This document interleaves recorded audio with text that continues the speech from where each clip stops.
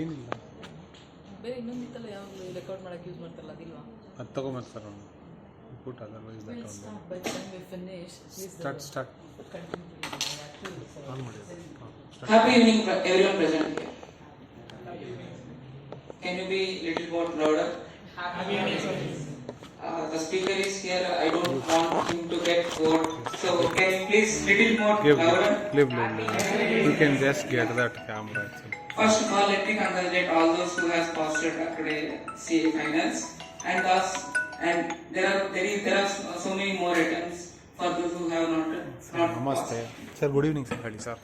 Starting today, we are gathered here for that workshop on TDS income tax. Sir? So before moving forward, let me request Sikasa Chairman Sri Kavita Parmesh to escort the chief guest onto the dais. Sir ಅದನ್ನು ಯಾವ ಥರ ಅಂದರೆ scrap ಮಾಡಿದ್ದೀವಿ, destroy ಮಾಡಬೇಕು. ಅದು auditor ಕಡೆಯಿಂದ confirmation ತೊಗೊಂಡು destroy ಮಾಡಬೇಕಷ್ಟೆ, ಬೇಡ ಅಂಕ. ಹಾಂ ಅಷ್ಟೇ ಮಾಡ್ತೀವಿ ಸರ್, ಮಾಡ್ತೀವಿ. ಹಾಂ ಮಾಡ್ತೀವಿ ಅಷ್ಟೇ. ಹೋಗಿ ಸರ್, ಡೆಫಿನೆಟಾಗಿ. Okay sir.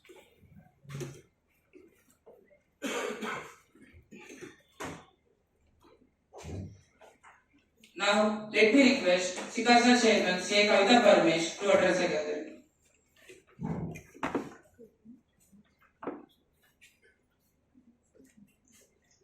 Thank you, Manish. Good evening, everyone. Quite disappointed with the turnaround today because I was so excited when I heard that 82 people registered, but then it's not even half of it. But still, I am hopeful that towards in another half an hour, probably once people will come around. Like Manish said, today results are announced, and we were just discussing that the percentage of results have been very good this time. So congratulations to all of you. I mean, whoever is cleared here, and of course, you don't have to lose your heart if you are not passed. There is always a next attempt, and you can do it better. Probably it is for the good. It has not happened this time. With this, I welcome you all for this evening. It's an important, TDS is an important topic and an important subject for all of us because it's so much in every transaction there is an implication on TDS, and there's a lot. It's not just the percentage of percentage of tax which has to be deducted, but the whole compliance itself is so tedious. So you need to know the TDS. So that's where we have CA Deepak Chopra here. Thank you, Deepak, for coming down and then accepting our invitation and coming down. Despite this busy schedule, he has come here. So I welcome you wholeheartedly on behalf of Bangalore branch. So you'll have a lot of learning today, and please use this opportunity and please use the experts' knowledge to your best. Who is here and learn more and make sure all your questions on TDS are resolved, and next time you should be able to advise people on what is the TDS to be done. Good. Yeah. So welcoming you all again and have a good session. Thank you. Thank you, ma'am. Just like madam has told, sir is an expert in direct taxation. Since there is no TDS in the knowledge, he has gathered whatever the knowledge he gathered, he has kept with him. No need to pay any taxes on the knowledge. Now, let me introduce you the speaker. He is a fellow member of Institute of Chartered Accountants of India and he has graduated in Commerce from Bangalore University. He is a qualified Chartered Accountant in the year 2011. He has a strong passion of direct taxes and has been regularly taking classes for students of Company Secretary and Chartered Accountant students. He is regular faculty member of Bangalore branch of ICAI of direct tax classes for students of CA final. He has also been a Davangere, Hyderabad. He has also been a resource person of direct tax matters at various forums, including Bangalore, Tumkur, Davangere, Hyderabad, Bangalore, Tirupur, Hubli, and so on. There are lot many places. He has been resource person for session hosted by committee for members in practice. He has also been faculty for officers of Income Tax Department and direct at the Direct Tax Regional Training Institute, Bangalore. He is also a member of Direct Tax Committee of KSCAA, Karnataka State Chartered Accountants Association. He is currently partner in Deepak Neeraj and Associates, where in he heads the Direct Tax Division. With this, now let me welcome CA Deepak Chopra onto the dais.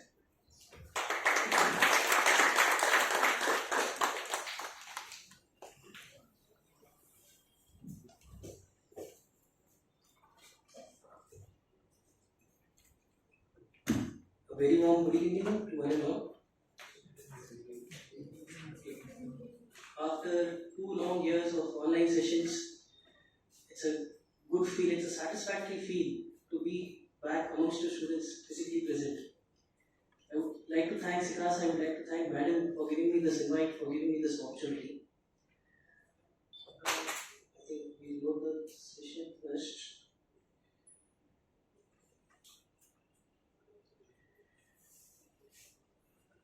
Before I get started with the session for the day,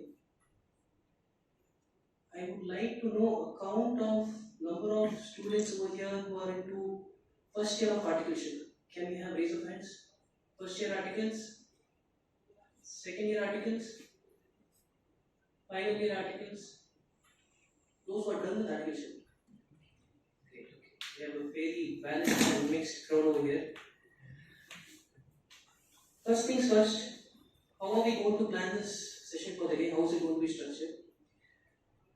Certain basic provisions I will be rushing through. We have a bunch of slides covering the basic provisions like rates of TDS, applicability, who and when, stuff like that. Something that I expect a CA student to be aware of will be rushed a little. And then there's going to be a good part of today's session structured in a Q&A format, in a question and answer format. If you've noticed, there's going to be a question on this side and answers are going to be attempted at your side. And together we'll try to figure out what the correct answer should be. We'll have a discussion on once you have attempted from your end onto the as to what the answer should be to the questions. Right? Can I have that mic? That will allow me to go down also. That's okay. Yeah, call on me. Yeah. Call on. Okay. Call on my cousin. I'm like a local.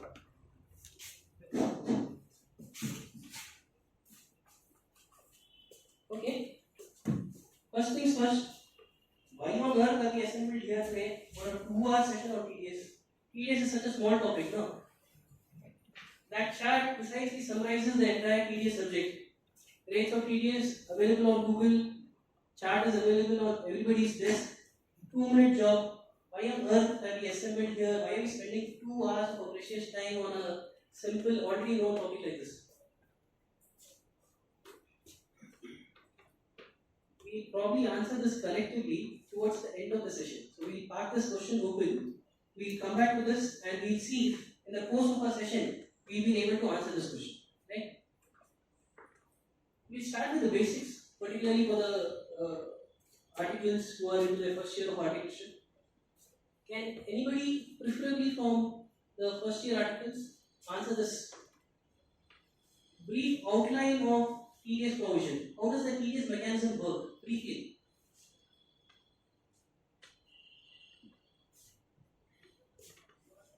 Guys, it has to be an interactive session.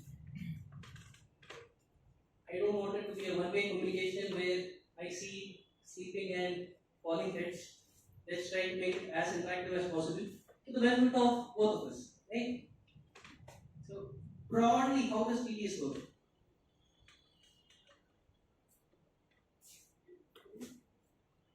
I'm sure all of you know, but there's a hesitancy to just come out with the answer.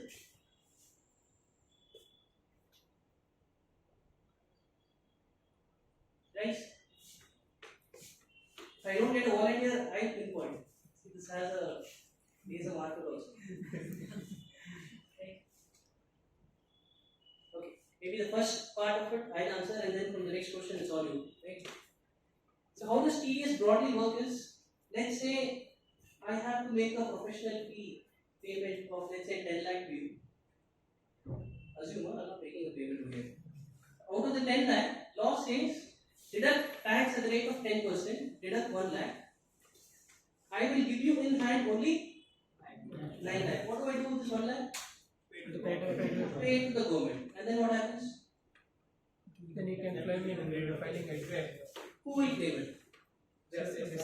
Who is That is you. The recipient is going to claim this 1 lakh at the time of filing his return of income. But then how would the government know that this 1 lakh which is being remitted by me belongs to you? PAN number. PAN number. So you are going to quote your PAN at the time of transaction. I will take your PAN, report it to the government and say, hey, see this 1 lakh which I have remitted to you now actually belongs to Mr. X. So the credit for this 1 lakh needs to be given to Mr. X. Right? This is how the broad TDS mechanism works. You got it right. Why do we have this under the law? Why on earth is a mechanism or provision pertaining to tax deduction at source available in law? Government wants money, government anyways gets it from income tax also. Income tax, but it wants at the source. Means when the income arises to the people, at that time only it wants to collect. Time only. So we don't want to wait till the end of the year, then and there. At the transaction level itself, we need to collect taxes. Okay, that's a fair point. Government doesn't believe the official will file the income tax. Like either he pays the tax. Does not disclose all the income. You're not going to disclose your income, so at the source itself, report tax and then let him hang himself. Okay. To ensure more tax compliance. Ensure more tax compliance. Yes, this is certainly adding to compliance, but then how is it helping the government? Preventing tax leakage. Prevents tax leakage. Okay. Government knows where the income is Where generated. did this TDS start from? What was this first TDS provision ever inserted into the law? Manmohan Singh.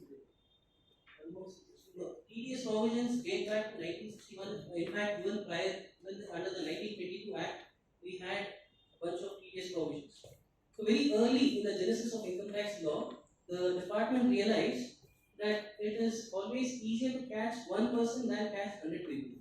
So TDS at its inception began with TDS on salaries. The government realized rather than me chasing hundreds and thousands and lakhs of employees, it's easier to catch hold of maybe hundreds and few thousand employees and ensure tax compliance of the employees to the employer. Right? Had TDS not been there in place, would the employee had computed his income, filed the return, paid his tax? That's the question mark. We don't know. Chasing each of them would have been a Herculean task. But catching a handful of employees is always easier than chasing those employees. Right? So ease of administration was the first and foremost reason, was the primary objective of introducing TDS provisions under the law.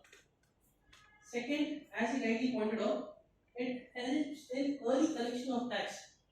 Had TDS provisions not been in place, what would the employee have done? Employee was required to compute his taxes, tax liability, pay advance tax, which majority of them wouldn't. Ultimately, what would have happened? The taxes would have come to the government 4 to 6 months after the end of the year. That also no guarantee. A lot of them wouldn't have filed their returns also. Okay. So, number 2, it helps in early collection of taxes. Now, monthly TDS, there is a steady flow of revenue into the government office. Government doesn't need money to run, right? 2. 3. Third, a very important point which all of you missed out. main evasion of tax on this? Evasion of taxes. It helps in information collection. Tax deficit. Tax? In the budget, there is a fiscal deficit. Yeah. To work on that. See, let's be clear with one thing. TDS is not creating additional tax. TDS is not an extra tax that one is paying. It's not generating additional revenue. It's only helping in early collection of revenue which is already quantified. Correct? It's not generating any additional revenue to the government. Now, coming back to the third and most important point which off late is gaining a lot of focus is data collection. The moment a transaction surplus TDS, every detail of the transaction is reported to the government. Right?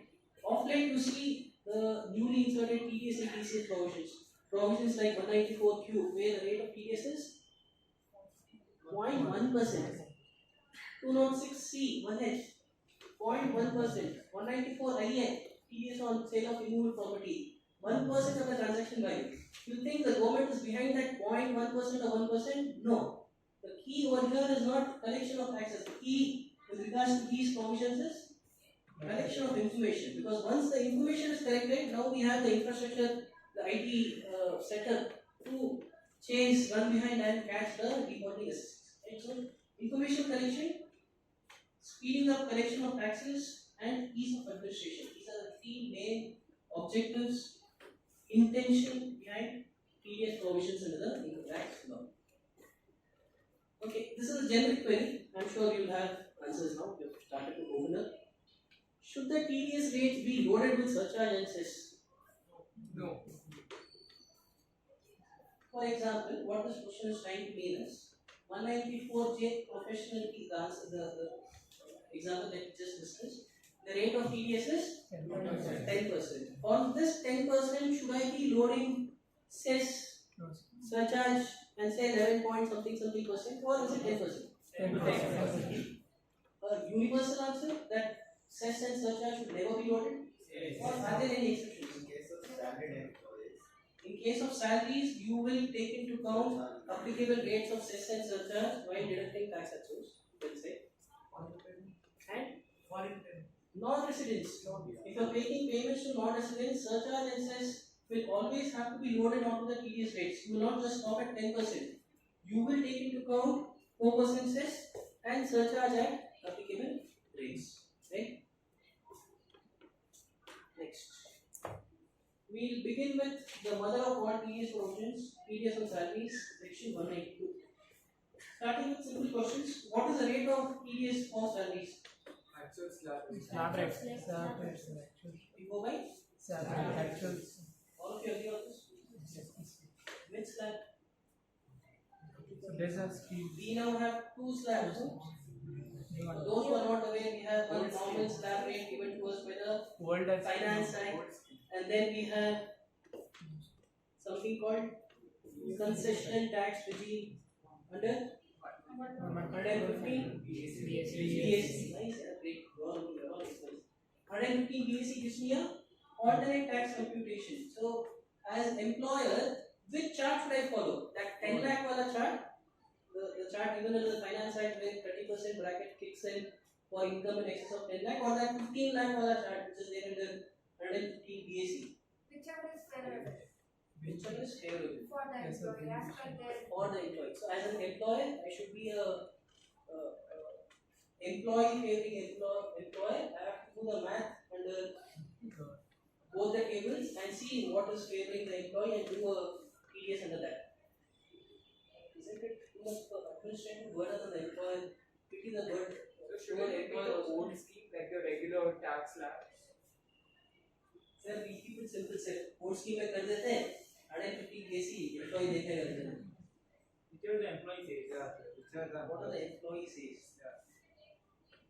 What if the employee signed? Says nothing. We'll ask. Or we'll ask you. The law states the employer will do TDS under the old scheme, that is your 10 lakh wala slab, unless the employee communicates to the employer, he should do TDS under the new scheme. Unless there is a written specific communication from the employee to the employer that this TDS for the given financial year has to be done under the concessional regime under 115 BSC, the employer is bound to do TDS only under the old scheme. Right? Now, can an employee make a choice of getting into the new scheme with the employer and then change his mind when it comes to filing the return of income? Yes, he can. To my employer, I declared, hey, 15 lakh wala scheme I do the TDS. But then when I sat down to file my return, I realized, hey, old scheme was better there. Can I now change, having made a choice, having declared in writing to the employer that I am getting into the new scheme, can I now shift, can I now get into the old scheme? Yes, sir, it can change. Possible? Yes, sir. Very much possible. Your employer is not assisting officer. Your choice of opting into the old scheme or new scheme is a choice that you have to make in the return of income.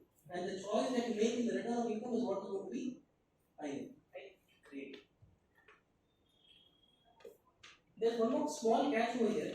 Employee who's also got business income. possible, no? I'm employed, but as a part-time business also.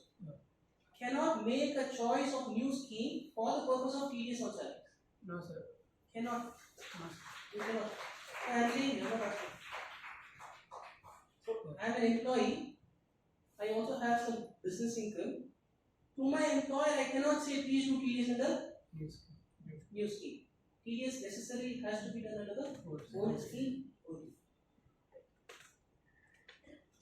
Next, time of deduction. What time, when should TDS on salaries be deducted? Sorry? The time of deduction. Sir, TDS on all standard provisions, sir. Time of payment or credit, whichever is earlier. So, if I am passing a salary payable entry on 31st of July, accounting entry, salary payable account debit to salary account. Salary account debit to tax faculty. Okay. Salary account debit to salary payable account 10 lakh rupees. Entry passed in my books on 31st of July. Payment made on 5th of August. When should the TDS entry be passed? 31st July or 5th of August? 31st July. Most of you agree? Yes. Payment or credit, whichever is earlier? Yes, sir. No? Yes? No? I only see one no, but we go with the majority. No? Majority always wins. Unfortunately, the correct answer is TDS under law is required to be done at the time of payment when it comes to TDS on salary. So the general rule of payment of credit, whichever is earlier, does not apply to a very few set of sections, including TDS on salaries. But sir, office mein sabhi 31st July only we pass no TDS entries. That's for our administrative convenience. Because at that point of time I have computed gross salary, PT deduction, PF deduction, ESI deduction, TDS, all PT, PF, ESI entries are passing on 31st July. One TDS entry, why to defer it to 5th of August? Are they passed not done? Right, we pass that also on 31st of July and go ahead with the tax compliance. But aren't we violating the law? Aren't we going against the law? Because law says do it at the time of payment, but I am passing entry at the time of credit. Isn't it against the legal provisions? It is, but it is one default for which department is very happy with this. TDS was otherwise going to come in the month of September. So if I am deducting in August, I would have remitted in the month of September. But by deducting in July, the TDS is going to get remitted in the month of August. So the department is happy with me. So it's one mistake for which I am going to get a pat on my back. That's it. Right? Next, can other incomes and losses be considered for computing TDS? No. Yes. So house property. Yes. Yes. Property. Yes. Okay, we'll break this into two. Can other incomes be considered for computing TDS? Yes. Yes. Yes. Yes. Sir. All incomes? Other income is disclosed. Other income from other sources. All incomes can be considered. So as an employee, if I don't want this burden and headache of advance tax, self-assessment tax, I can walk up to my employer, hey, see, this is the salary that you're giving. Apart from this, these are the incomes that I'm earning. Please do the needful TDS. Possible. That's an option given. Possible. So when it comes to incomes, all incomes can be declared to the employer, and employer is duty bound to consider that into the TDS computation and do the appropriate TDS. And when doing this, he is also duty bound to consider TDS that have already suffered on those other incomes. Let's say I have every interest income 1 lakh, which has already suffered a TDS of 10,194A. So when I go and declare to my employer, see, in addition to the salary that you're paying me, I am also getting 1 lakh of interest income on which 10,000 of TDS has already been done. The employer is duty bound to consider this and do the differential TDS of 20,000, assuming you are on the 30%. So that's on the income front. Losses. House property. I have capital gain loss, I have business loss, I have house property loss, I have other sources loss. Can I go and report to the employer, boss, consider all of this and reduce my TDS obligation? House property loss. only all house property loss can be considered for the purpose of computing TDS on salaries. No other losses are permitted to be considered. Last, should employer obtain evidences or proof of claims made by the employee? Yes. Duty bound? Yes. Legally required? Employee walks up to me and says, I have an ATC investment of 1,50,000, consider this, compute by TDS and release my salary. Can I go ahead and do it? No, sir. Sure. No. Where is it written under law? Until recently it wasn't. It's only a couple of years back that 192 truly got inserted into the Act, which now legally obligates an employer to collect and verify all proofs and documents supporting the claims of the employee for the purpose of TDS computation. So now we are duty bound to collect all declarations in writing, all proof of investments, hard copies, and have it in our records. Is there any particular format in which I should be collecting this declaration? No? I can put it in a plain, sir, respected sir, I have ATC enclosed over. Proper deeds of the investment. Proper people. On the proof part, I agree that whatever is relevant has to be submitted, but the channel of communicating, is it a formalized channel or I can do it in any way of my choice? Form 12PP has to be obtained in writing, signed by the employee. Right?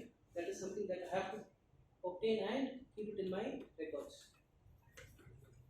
Alright, we have a case study now, the interesting one. Let's see how many of you get this right. Mr. A hires a driver at an annual salary of 10 lakhs. The moment you see 10 lakhs, what should trigger in your mind? Your antenna should stand up and say, boss, TDS and salary is triggered over here. Up to what point I don't have to worry about TDS and salary? Basically, 5 lakh, because 5,50,000 that was a teller. up to 5 lakh. Because 5,50,000 less standard deduction 50,000 will make his taxable salary 5 lakh, and then you might have that 2,400 profession tax deduction also, which will bring him below 5 lakh, brings it to 4,97,000 odd. On which tax payable is going to be 0, thanks to the rebate that we have under 87A. Right? That's how we approach our audits. Always scan for all employees who have drawn salary in excess of 5 lakh. 5 lakh even the employer has done TDS, it's okay. It's a bonus to the government. Forget it, you don't have to worry about it for your audit purpose. So this guy has drawn 10 lakh, which is more than our limit of 5 lakh 50,000. In which of the following scenarios should Mr. A deduct tax at source on salaries paid to the driver? Case A, we have the first year articles answer this. Mr. A is carrying on business with turnover exceeding 1 crore. TDS Marveka, what about? I can slip in a little bit of Kannada Hindi, a few phrases here and there. Anybody who does not understand Kannada at all, Hindi at all? Okay. TDS should be done, should not be done? Should be done. Yes, Should be done. yes. Case B, Mr. A is carrying on business, but his turnover is less than 1 crore. No. Not required? I'll answer this in a bit.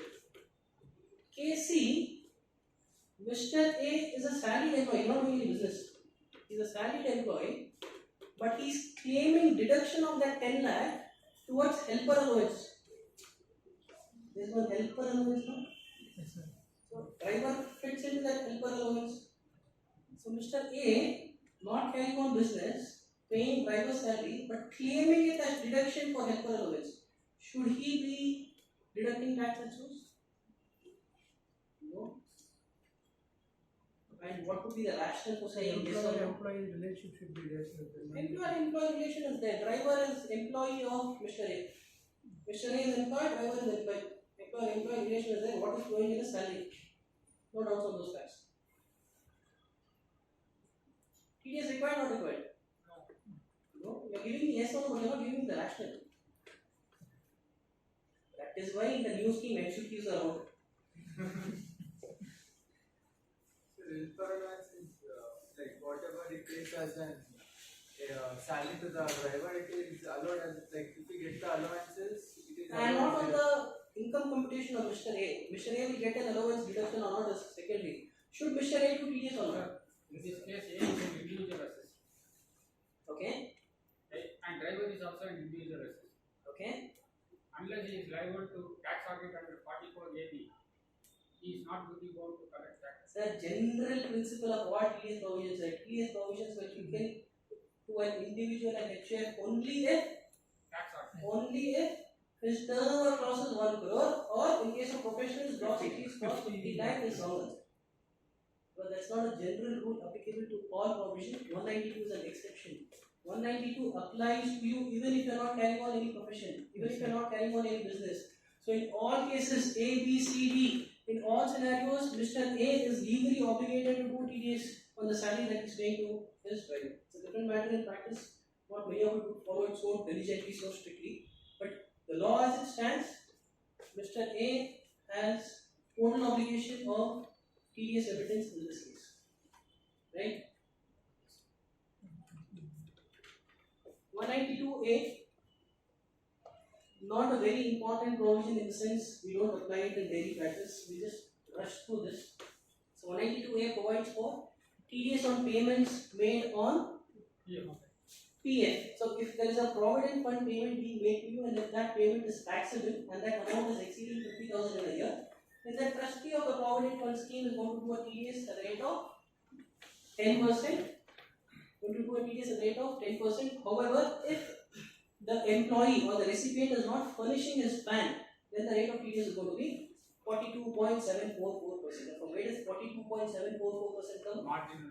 This is the maximum marginal rate. This is the highest rate that an individual SSC under Income Tax Act can be subject to present.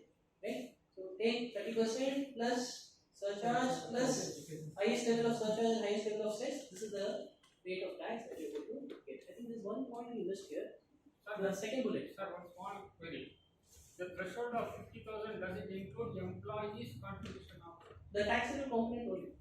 So the taxable component is, we not get into when there is a tax trigger when it comes to PF payments, but if there is a tax trigger and if the taxable payout is in excess of 50,000, then this TDS provision will not trigger.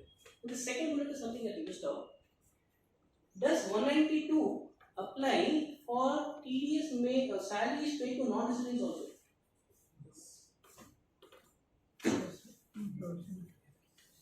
Salaries paid to non-resident would 192 apply. Non-resident claim 195 something is there. But yes, salary as per section 9 of this thing is that the income is being declared from India. Income is taxable in India. I'm not disputing on the tax liability over here. My query is, when I'm making a salary payment to a non-resident, under which section should I deduct the tax? 192 or 195? 195. Because 20,000. This is what we call collective law. Okay? So, you're all convinced 195, but unfortunately the answer is 192. 192 and 192A are the only two TDS provisions under the Act which apply to a resident and a non-resident. All other TDS provisions either apply to a resident or to a non-resident, but never to both. 192 and 192A are the only exceptions. Right? So even a TDS paid to a non-resident, the applicable TDS provision would be 192 and not 195. Okay? Similarly, we discussed on the time of deduction also. No? Largely, TDS provisions follow the rule date of payment or credit whichever is earlier. But then 192, as I explained, is an exception which says do TDS at the time of payment and not necessarily at the time of credit. Can you give me one more example of a provision which requires TDS at the time of payment and not at the time of payment or credit whichever is earlier? 192A, 194B, 194BB. All these provisions require TDS at the time of payment and not necessarily at the time of credit. 193 TDS on interest on securities. Again, we just rush through this. So, if there is a TDS on interest on securities being paid out, there is a liability to direct tax at source, a rate of 10%. There are some exceptions, there are some relaxations. If the interest is being paid on a state government or central government security, then there will be no TDS. If the interest is paid to a life insurance company or a general insurance company, no TDS. If the interest is on listed securities held in a demat form, in a dematerialized form, no TDS for interest payout up to 5,000. Beyond 5,000, you will have to do TDS on the full amount that is being paid, and no TDS on interest on 54 EC bond, your REC bond, NHAI bonds. Okay. So if you've noticed, all these slides which are in this grey and blue format are going to be rushed through. These are basic provisions, we are not going to spend too much time. This red slide is where we have a Q&A session. Maybe we'll be spending a bit of a time on these slides. 194, TDS on dividend was redundant for a very long period of time. Past 2 years, this has come back to life. Why redundant? See, there was copy. For a very long period of time, we had this policy of taxing dividend in the hands of the company by way of corporate dividend tax and in the hands of shareholders. When you did your IPCC, probably dividend income was exempt. By the time you came to final, dividend income has now become taxable. So now because it has become taxable, there is going to be TDS. What is the rate of TDS? 10%. Threshold? 5,000. 5,000. Exemption 15 in section 10 lakh possible. 10 lakh dividend. Gone, sir. That era is gone. So probably that was a lot when you did your IPCC, but now in final, we have upgraded. Right? So, taxable, fully taxable. You don't want to pay dividend you receive, pay tax on it. So no exemption under No exemption. Gone. no Threshold? So when I say threshold, what do I mean by this threshold? limit up to a certain limit one. Up to a certain limit, you don't do TDS, but once the limit is breached, you do TDS on the excess or on the entire amount. For example, we took 5,000 to be the threshold for 194, so up to 5,000, if I am paying a TDS or dividend of 5,000, no TDS, but if I am paying a dividend of 5,500, I do TDS on 500 or 5,500? 5,500. Largely, this is the rule, but there are going to be exceptions to this rule also. Please come here. Right? Any conditions attached to this threshold? This 5,000 limit is available to you only if the dividend is paid, otherwise done by cash. Aquas conditions, sir. Don't waste time here. Under company law, it is not permitted to pay dividend in cash. Dividend necessarily has to be paid through banking finance. But then, this is a provision which came in much before your Companies Act 2013, which now mandates dividend payout through banking. 194A, another popular section. Interest other than on securities. Who should deduct tax under 194A? Deductor should deduct. So in that, the tax audit section 44.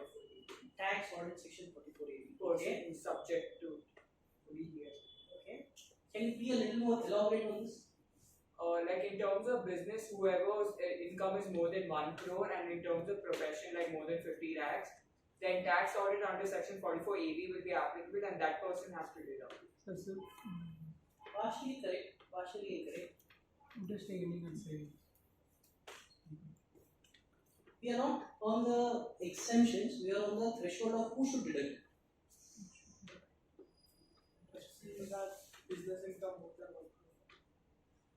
Everyone is paying interest. So if you read the section would say any person who is paying interest other than on securities will deduct tax at source. Then there is a proviso which says individuals and HUF who don't have turnover from business in excess of 1 crore, not income. Turnover from business in excess of 1 crore, or in case of professions, gross receipts in excess of 50 lakhs, you are not required to comply with TDS provisions under 194A. So this is a provision. You will find a lot of TDS provisions, but not in 192. Which is why we concluded in our previous slide, and when it comes to TDS and salary, no exception. Everybody has to do TDS. Right?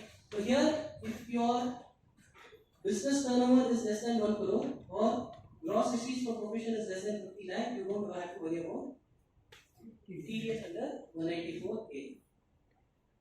Now I'm doing audit for financial year 21-22. I see my client has a turnover in excess of 1 crore, but he's not in TDS. Poor fellow, first year of business, he will not know. Is there any way I can save him? Sir, newly persons on provision is newly person. First year relaxation, sir, no TDS at all. Newly started business process, no need to. Newly started, answer is partially right, But the moment he crosses 1 crore, he has to. 1 crore Because it's his first. the question boils down to the turnover of 1 crore or gross receipt of 50 lakh. This turnover of gross receipt test is to be applied to which year? Current year, because it's his first year. To the year of transaction, to the year in which you are testing TDS applicability, or the preceding year? Preceding year, sir, preceding year. You will look at the preceding year's turnover, preceding year's gross receipt. So the turnover and gross receipt in the preceding year has crossed 1 crore or 50 lakh. Then in the immediately subsequent year, he is liable for TDS provisions under 194A, C, H, J, and so on and so forth. Right? So for first year of business, in case of individual or HUF, now mind you, this relaxation is there only for individuals and HUF. Companies, partnership firms, LLPs, no relaxation.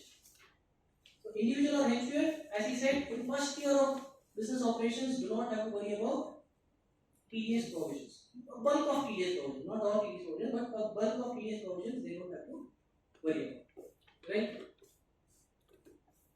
Threshold 5,000, 5 or 10,000. idea also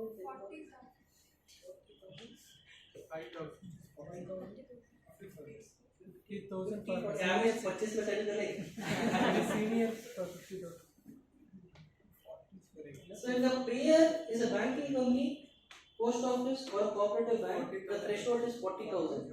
But if the recipient is a senior citizen, the threshold is 50,000. If the payer is any other than these banks, then the threshold is 5,000.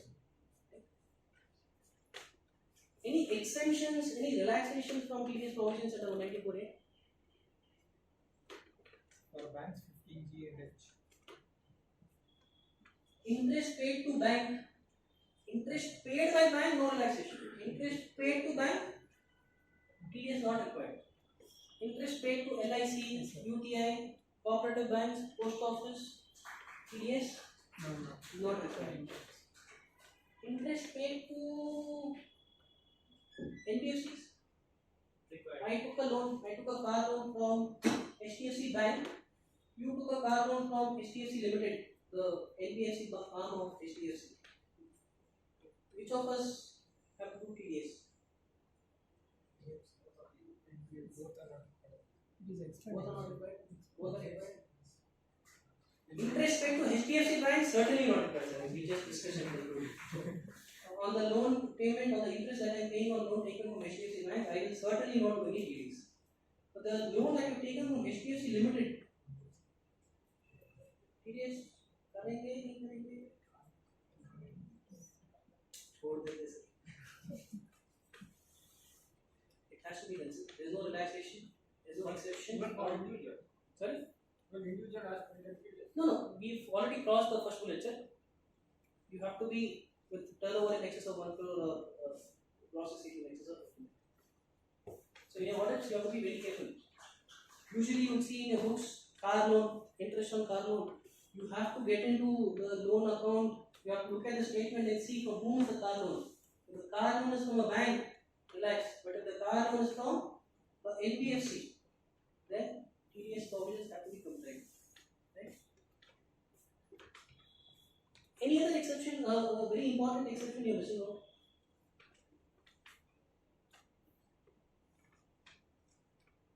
Partner.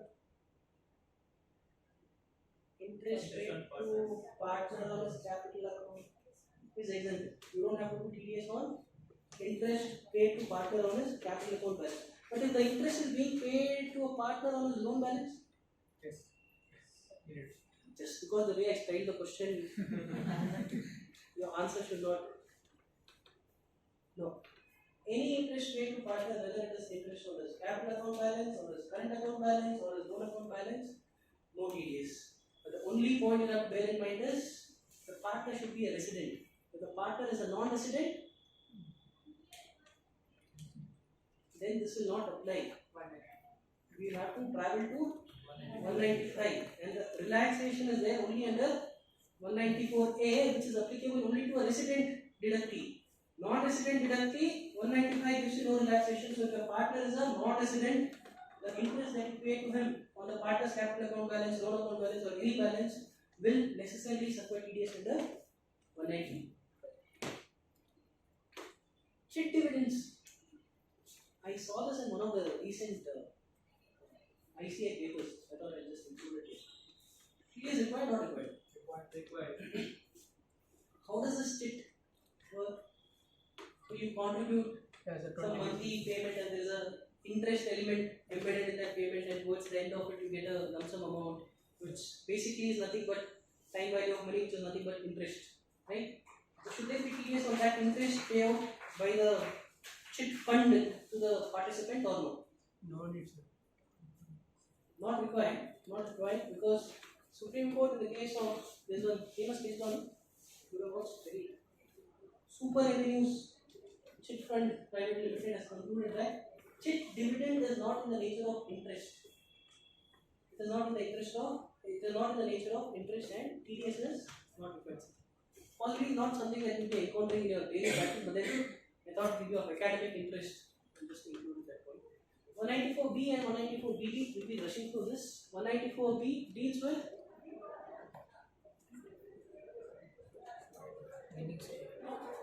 TDS on winnings from lotteries, Gambling, crossword puzzles, KBC, 194B. So Mr. Amitabh Bachchan, when he writes a check of 1 crore, that's only for namesake. He will take it back, deduct 30%, and give you only 70 lakhs. Okay? That's only for the camera.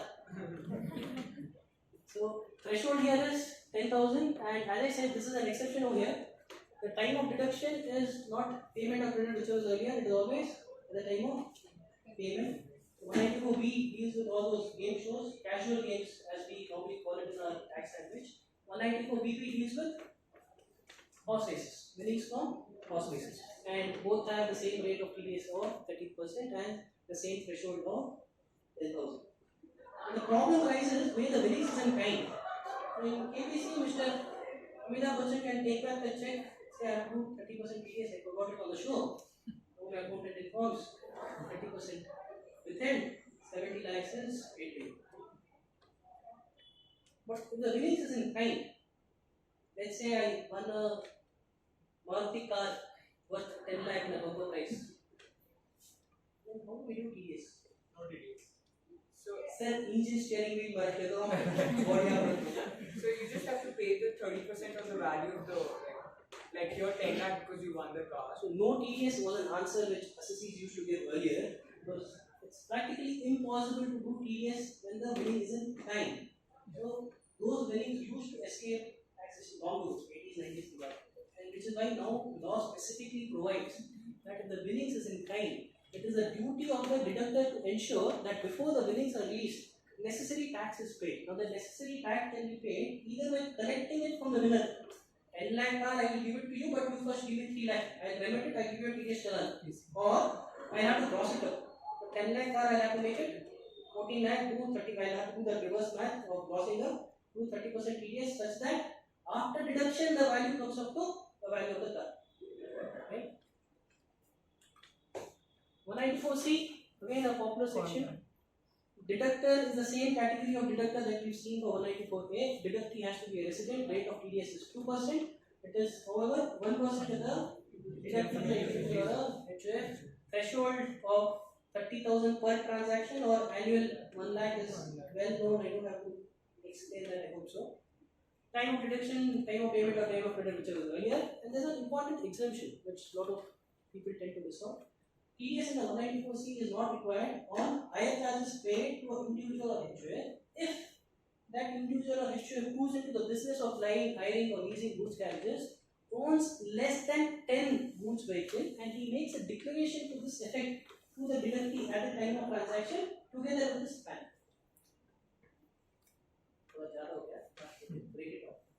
Condition 1, he should be an individual or HR. Condition 2, he should be in the business of flying, hiring, leasing goods carriages. Condition number 3, he should own less than 10. 10 is a violation. Should be less than 10, and a declaration to this effect should be made by him to the deductor along with his plan. So if this declaration is available with you, you don't have to do tax deduction at all, but there is an additional compliance that you have to take care of.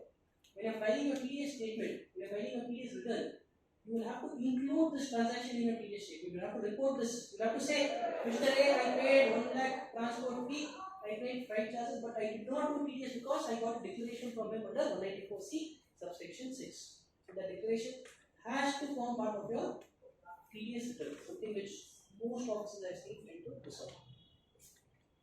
Any doubt on this? Okay. Back to Q&A. So this is an invoice raised by an ICI student on ICI. Was so nice. So the description of the invoice reads: wood and other hardware products 4,50,000. Fabrication and fitting charges 1 lakh. You seem to have done some furniture work for the institute. Subtotal 5,50,000. GST 18%, 99,000. Total invoice value is 6,49,000. TDS required, not required. Question number 1. Required. Question number 2. Rate of TDS. Sir, assuming ICI student is an individual, so you don't have to assume. ICI student has to be an individual. Rate of TDS is going to be 1%. Students like to write the slide in the exam. Assuming ICI student is an individual, we will do 1% TDS. Just there. Just straight away jump to 1%. On what value? Excluding GST. Excluding GST. Okay, so we'll break this down further. Should there be TDS on GST component or no? No, sir. Who said no? No. In the sense, which part of income tax law says no?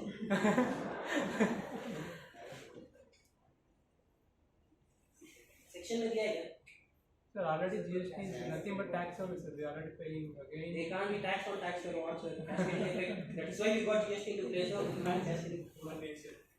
So we have a circular.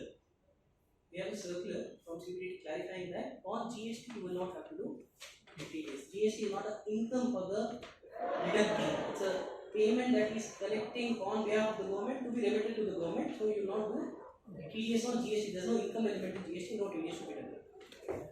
Okay, so we've eliminated 99,000 out of the bill. Now the question is, should I do TDS on 5,50,000, 1 lakh or 4,50,000? 5,50,000. How many vote for 5,50,000? How many vote for 4 lakh? How many vote for 1 lakh? Rest of you don't want to vote, sir. We are not in major.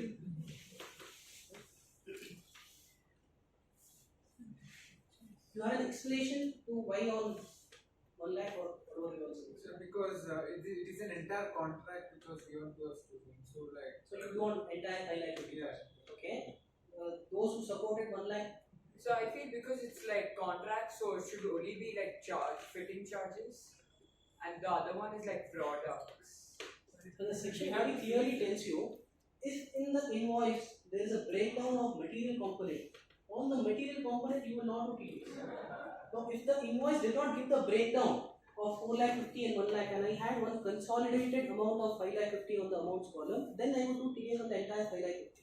But if the amount, if the invoice is giving me a breakdown of what is the material component which has gone into the contract, on the material component, TDS is back prior to GST era, life used to be very easy. Wherever there is VAT, no GST. Wherever there is VAT, no TDS. Wherever there is service tax, do TDS. That's how we learned it in our artificial days. But then now you have to be careful because sometimes it becomes a little difficult to understand whether that line item is it material or is it supply of goods or is it supply of services. Sir, HSN code है ना? SAC code start with 9, HSN code. The GST is out of syllabus. Okay. 194D, 194DA, we'll be running through this, not very important in the daily practice. Insurance commission paid 20% and suffer TDS at the rate of 5%. If the commission being paid is the less, so 15,000. life insurance. So if there is any payment being made of a life insurance policy, and if that payment is not exempt under ATC is a deduction that I pay when I'm filing. When I'm receiving, if the life insurance proceeds are exempt under 1010D, then no TDS. But if it is not exempt under 1010D and the payment is in excess of 15,000, the insurance company will do TDS at the rate of 1% in case of individuals or insured, 5% in case of other SSCs. Other SSCs, life insurance, sir, your minds no? Fire. This is purely life insurance. Company को life insurance is sir. Yes, sir. So keyman Insurance policy is a good example. It's not life on the, it's not insurance on the life of the company. It is an insurance on the key person in the company. Right? For example, Karan Johar is making a movie with Amitabh Bachchan in the lead role. Amitabh Bachchan in the late 70s. Midway if he goes means very big fan. So he would insure, so his production company would insure on the life of Mr. Amitabh Bachchan. So if, after the end of the project, all goes well, he's still alive, the insurance company will pay back some bonus, something which is already agreed upon. That payment is going to suffer 5%. What about group insurance? Group insurance policy normally is paid to the employee, not to the employer. But if in case the terms are such that the payment goes to the employer, then yes, again, it will suffer TDS at the rate of 5%. 194G, commission on sale of lottery, 5%, 50,000 is threshold. Other commissions, that is other than commission on sale of lottery and other than insurance commission, the section is 194H, and your deductor is the same category of deductor that we've seen for 194A. 5% is the rate of TDS and 15,000 is the threshold. 194I, TDS on rent. Threshold is 1,40,000. Rate of TDS shall be 10%, but if the item under consideration which is being rented is plant and machinery, then the rate of TDS is going to be 2%. 194 IA, a relatively new section inside that's been there for the last 3-4 years only, requires TDS on sale of immovable property. Rate of TDS 1%, threshold 50 lakh. There's been a recent amendment to this 194 IA, Finance Act 22. Answer देने वाले को chocolate अभी February. Sir, my attempt is next year, sir. I want to start studying, sir. Even for individual, if he is paying rent more than 50,000, Yeah, that's the next slide. Not 194I. That's I. We come to the Finance Act 22 says if you are buying a immovable property and if there is a variance between the guidance value and the transaction value. So I am buying the property at 60 lakhs and the guidance value is 75 lakhs. Finance Act 22 says do TDS on either of the two. In my case, I have to do 1% of 75 lakhs and not 1% of 60 lakhs. Although my consideration that I am paying is only 60, but I have to do TDS on higher of it. Right? Another key point to be kept in mind over here is this limit of 2,40,000 for 194I is per owner, but the limit of 50 lakh is per property. Let's give examples. Here and on we don't understand. Let's say I have taken on rent a property from two brothers or co-owners. I am paying 2,40,000 to elder brother, 2,40,000 to younger brother. I don't have to do TDS as a 194I. Now the same property, if I go to purchase from the brothers, 40 lakhs to elder brother, 40 lakhs to younger brother, I will have to do TDS as a 194I. I hope you got the difference. Right?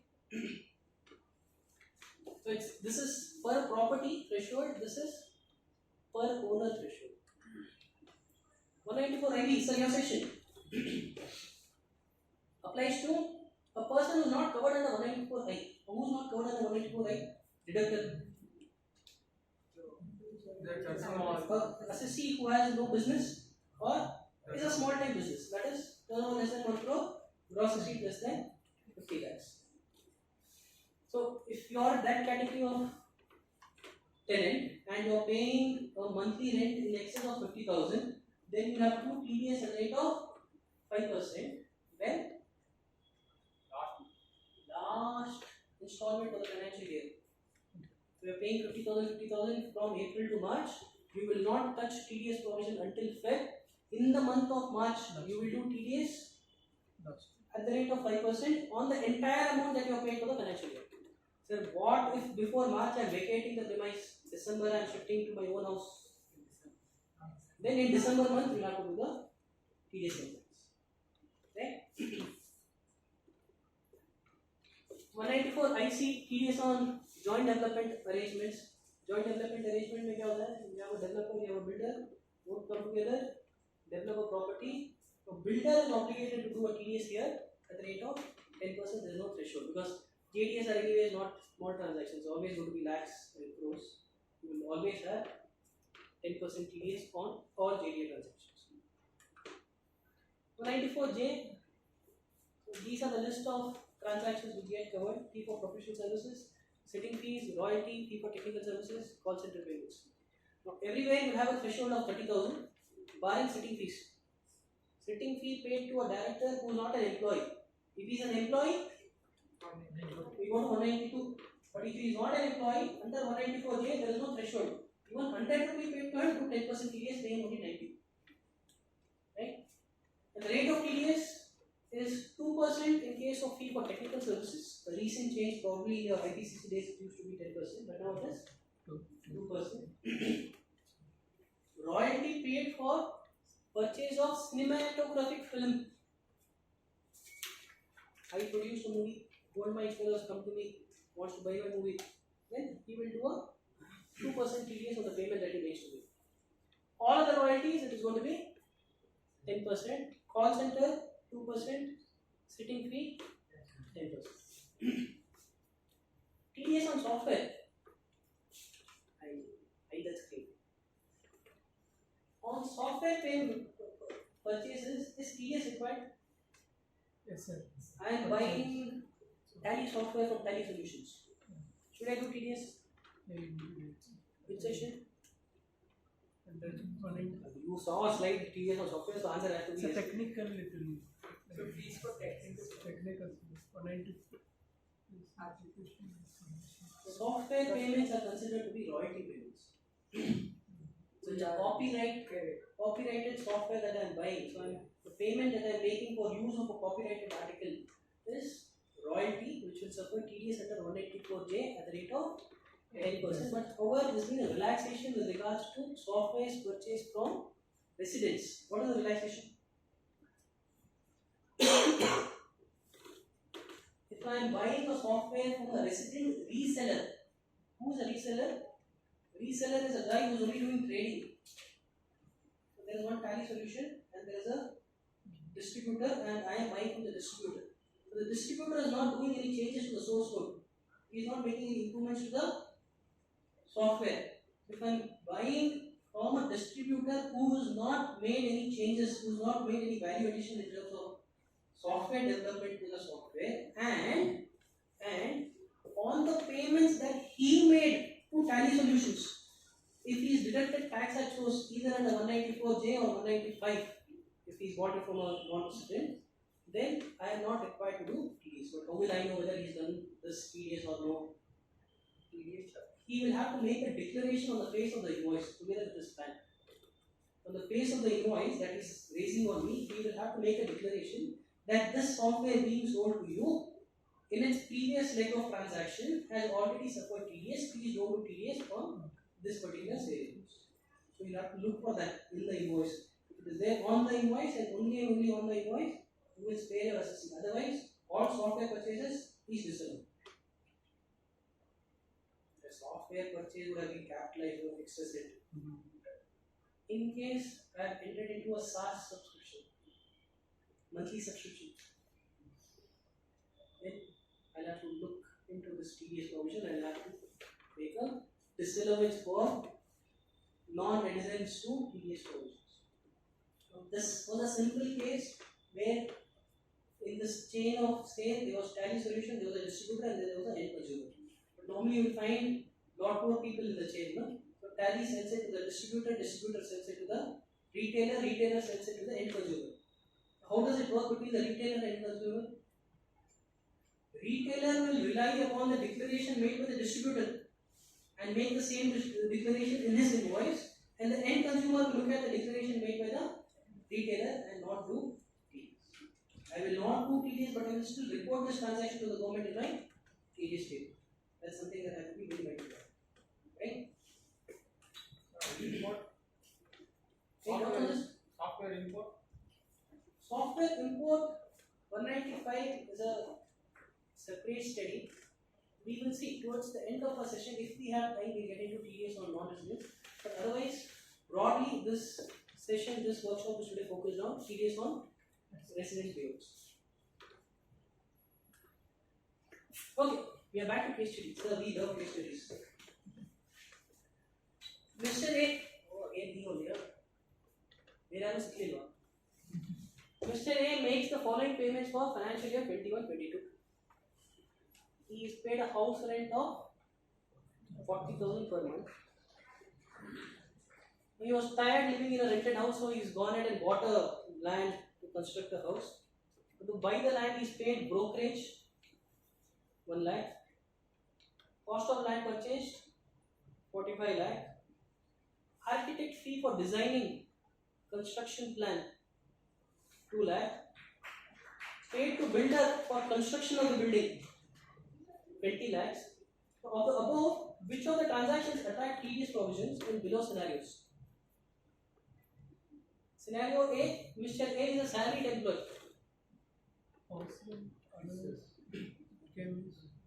So if he is claiming house rent allowance, then you should do TDS. Otherwise, no TDS. Because you only given house rental.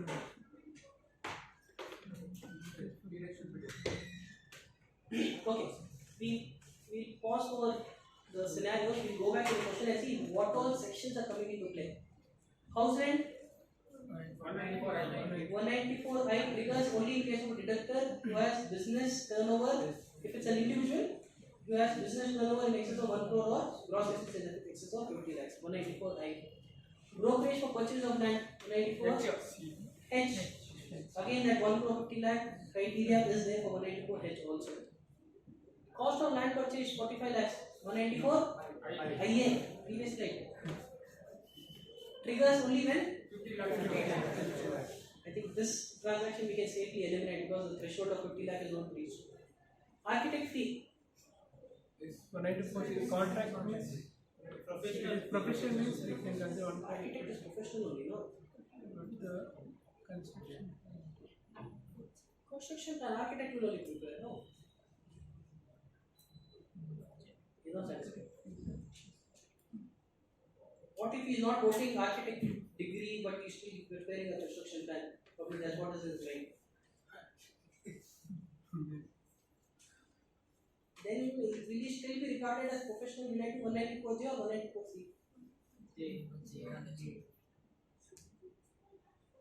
This question is, architect is not an architect, but he is given architecture service.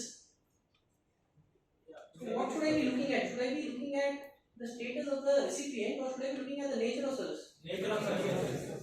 Nature of service. So if tomorrow architect is giving you construction service, just because he's architect, don't do 194J, 194C only. So you'll be looking at what is the service in the transaction and not who the service provider is. Don't look at the qualification of the service provider. Okay, back to this. So architect fee is going to be 94J. Again, that 1 crore 50 lakh criteria is there for 94J also.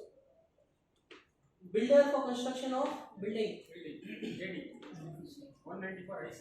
194 is not a JD. This is a subcontract. This is a contract to construct my building. So it's going to be 194C. So there again, I'm going to have this 1 crore 50 lakh criteria. So I can safely conclude in scenario A, if Mr. A is a salaried employee, none of these transactions are going to attract TDS. I can sleep peacefully. Mr. A is a chartered accountant, with gross receipts more than 50 lakh. Then I have some scenarios. The land and house in question is a business asset. The land and house in question is a personal asset. Sir, if Mr. A is a chartered accountant, he can answer for himself. So why should we worry? He needs your help. he's not attended this session. Please help him. So in sub-scenario A, the land and house in question is a business asset. Sub-scenario B, the land and house in question is a personal asset. We'll take the easy part first. Business asset, Section house rent 194I to 10% TDS. Brokerage 5% on 1 lakh. 45 lakh was not reaching my 50 lakh threshold, so no TDS under 194 IA. Architect fee 2 lakh to 10% TDS. Builder for construction of building 20 lakhs do 1% or 2% depending on the status of the contractor. Do TDS under 194C. That's for the sub scenario A. That is the house and land in question of the business. Now coming to the most critical part of the slide. If the house and land in question is a personal asset, then houses for self-occupation, houses for residence. So do I have to do TDS? No. Yes or no के बीच में one thing has to be correct. No, shoot in the dark. 50% chance of me being correct.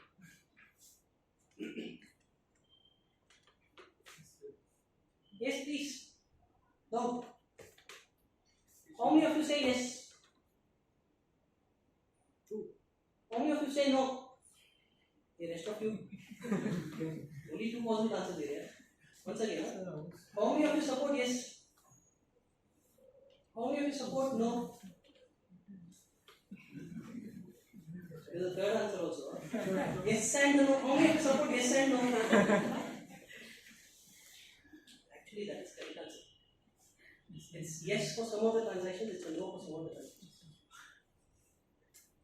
I'm getting too confusing, sir. House rent, TDS is required. Brokerage, TDS is required. Architect fee, construction cost, TDS is not required. Sir, we are going mad. You're saying yes, no, required, not required, give some rationale also. 194C and 194J, exempt payments made for personal use. Is a specific provision. 194C subsection 4, 194J subsection 6 will specifically tell you if the payment being made by a deductor who falls into the category of deductor is for personal use, TDS not required. But a similar relaxation is not available under 194H and 194I. So even for house rent of a business owner, even for brokerage paid for some personal purpose, TDS has to be different. But when it comes to 94J and 194C, TDS paid. Right? All with me? Yes, sir. So 194C, 194J exempt payments for personal purposes. There is no such similar relaxation in other provisions of the Act, including 194I and 194H. Ayo, same question. Sir, in that the house rent was 40,000, but the threshold limit is 50,000 per month. That is 194IB. 194I threshold is 2,40,000 per year, which makes it to 20,000 per month. 40,000 and more than 20,000. Right? Nice.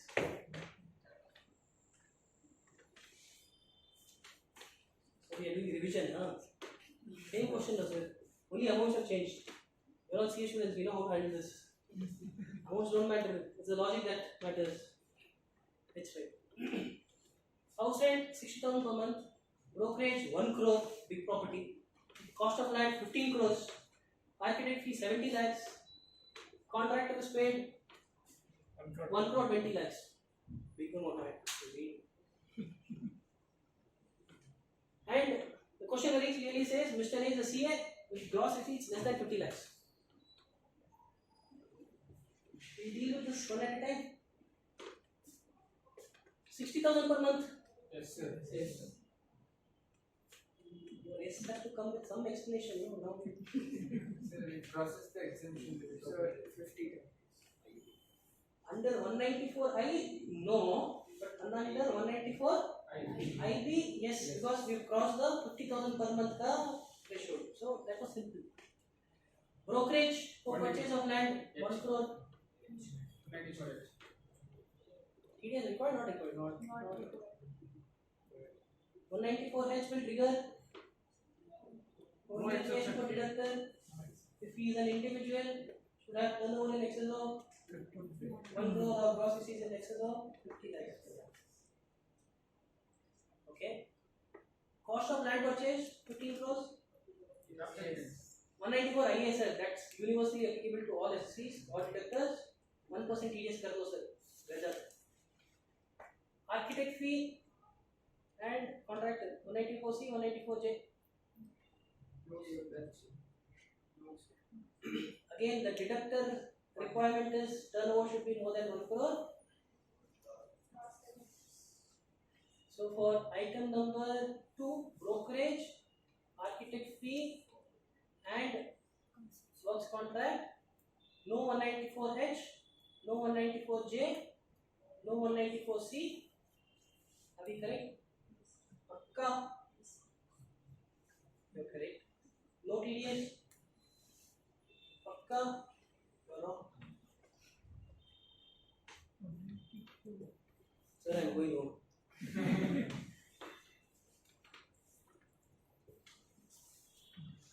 No 194H. Take my word. No 194C. No 194J. But there's a new provision 194N. About 50 lakhs. So all those deductors who are not covered in the 194C